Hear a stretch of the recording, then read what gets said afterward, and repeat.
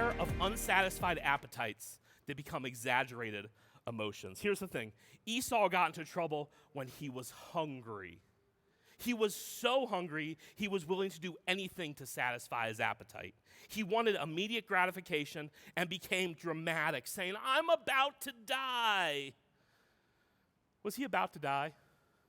Do you think he was really? He's in his own house. Jacob's literally making beans right now. He's literally got another thing. You think there's not another thing of beans he could have grabbed? But he's like, oh, those beans. Those are the beans I need right there. There's not a whole nother pack of beans over here. I could have just gone and collected my own beans and not traded my birthright for them. But he's dying. So Jacob, I'll trade you whatever you want. How many of you have done that? You've opened your refrigerator at 3 in the morning and you've gone, there's nothing in here. What do you mean? There's nothing I want to eat in here. I don't want to make any of this. It's time to go to Taco Bell or whatever you do.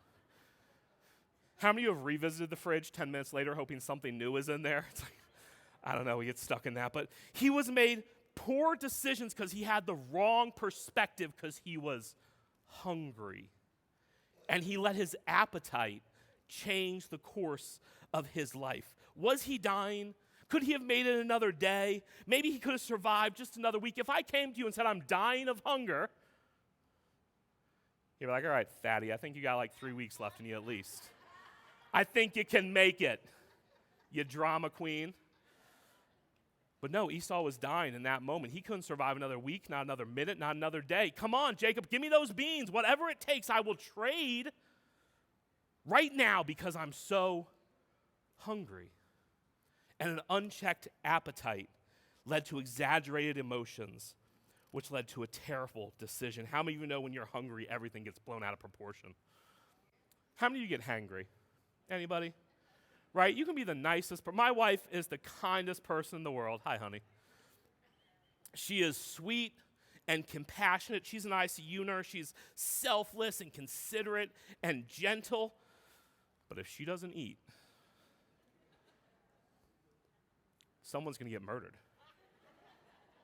And usually it's me. And so I do really try hard to keep her well fed. Because you know this, when you get hangry, there are things you will say and there are things you will do that would never cross your mind when you're not hangry. But because you let your appetite get out of control, it leads to these exaggerated emotions. What's Snickers' slogan? You're not you when you're hungry. Right? You guys remember that? They did all the commercials with like Betty White and Abe Vigoda back in the day?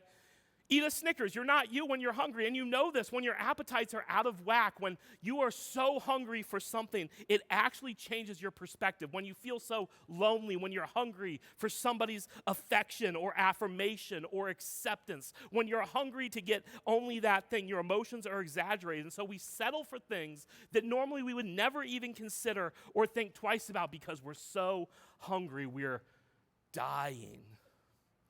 I'm going to die if I don't impress that person. I'm going to die if they're not my friend.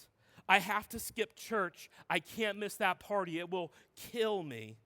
I worked so hard this week, I'll reward myself by skipping the worship God of the universe to watch football. I'll die without the game. 2 on the nose. Okay, next thing. I have to keep going. I have to keep drinking. I have to keep partying. I have to keep going and being with them because if this party dies because I mess it up, I'll never have those friends again. I had to gossip about them so that somebody else would get my side of the story. I'd die if people didn't know. And because our unsatisfied appetites lead us to exaggerated emotions, we do things we would never do, and bowl after bowl that says you'll die if you don't scarf down these beans. Only these beans right here, right now. And most times we just end up feeling like you feel after you eat a bunch of beans.